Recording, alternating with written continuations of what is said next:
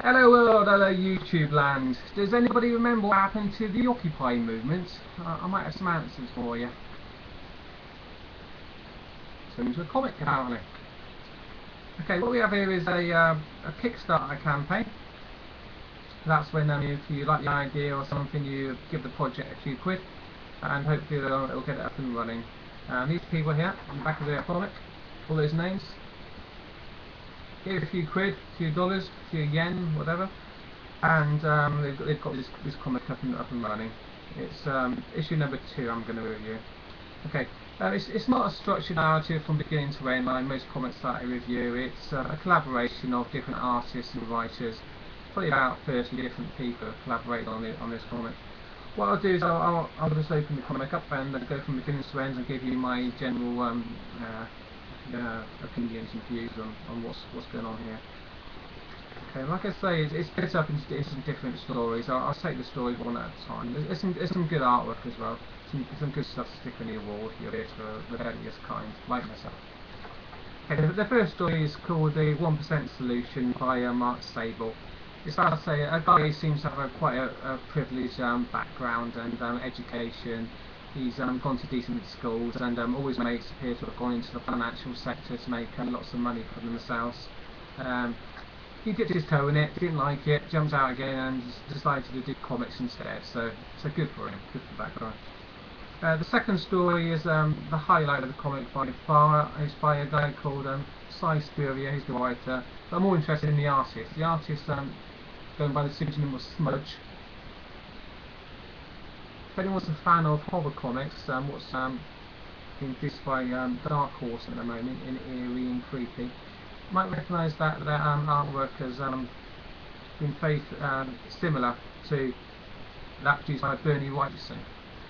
I'm not saying it is Bernie Wrightson, but it could be. It could be Bernie Wrightson. It's either Wrightson himself or someone highly is influenced by Wrightson's style, and perhaps Wrightson isn't using his real name in this comic because it's quite dangerous to do anything outside of the mainstream, and to criticise the status quo could jeopardise your career in the comic, in mainstream comics.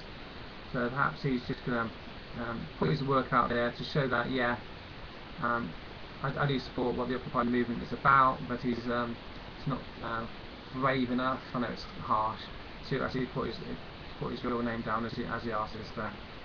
Either way, Wrightson or not, it's the best part of the comic. It looks fantastic. I love that sort of work.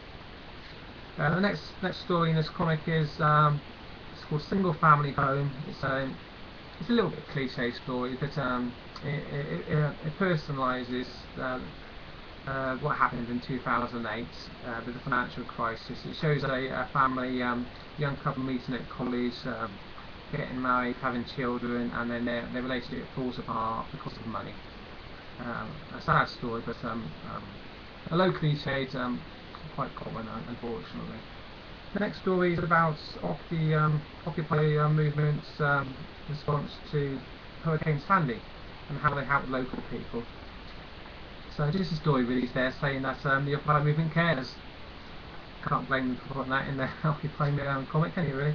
They seem like very nice people. I haven't met any Occupy people myself, but from what I've heard them say and talk about, they seem like decent people to me.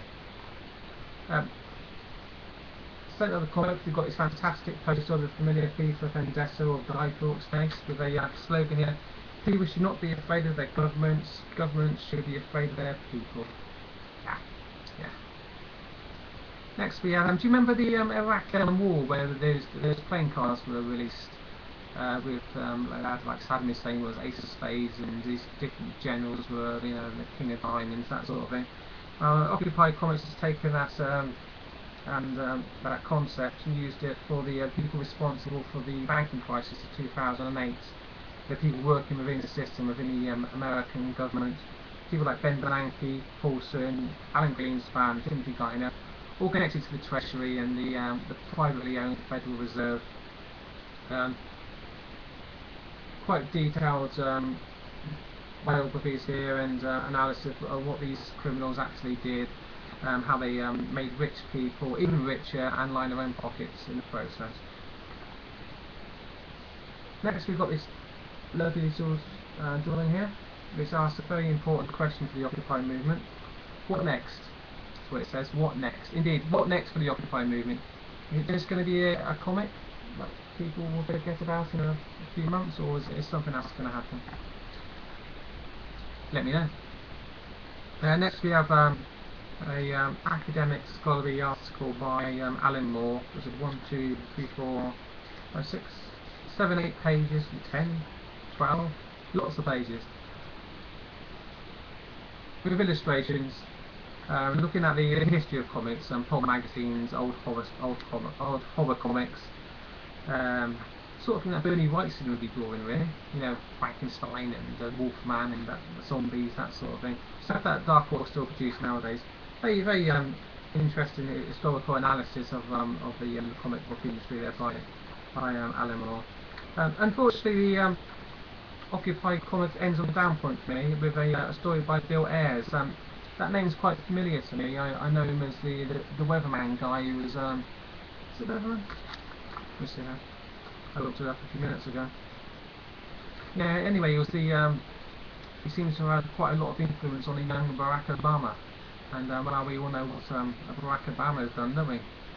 Lied about absolutely everything and continued the policies of George Bush, unfortunately, and let a lot of people down in the process. Anyway, Bill Ayres still stuck in the old left-right paradigm, which we have to get over. We have to get rid of this paradigm if we ever want to make any progress. So, what Occupy Comics are doing with Bill Ayres left a bad taste in my mouth, unfortunately. But taking the comic as a whole, my lasting impression will be of Smudge, aka Bernie Wrightson, perhaps. That's just me speculating. It's fantastic artwork there. So get it for that. It's not a great comic, I'm not going to lie to you. It's although it's an Occupy comic, so it's, you want to say nice things about it, because what the Occupy movement talks about is very important. So the comic is just kind of it's probably a 6 out of 10, maybe pushing 7 because of the issues that it discusses. Great article by Alan Moore. Very interesting. Great centre page poster, and like I said before, the Bernie Wrightson artwork as well. So yeah, 6.5, 7 out of 10 for me. Occupy Comics number 2. Wish him the best of luck. I don't know what's going to happen to the Occupy movement, but if anybody knows more information about it, then please let me know. So all ears. Okay, thank you. Goodbye.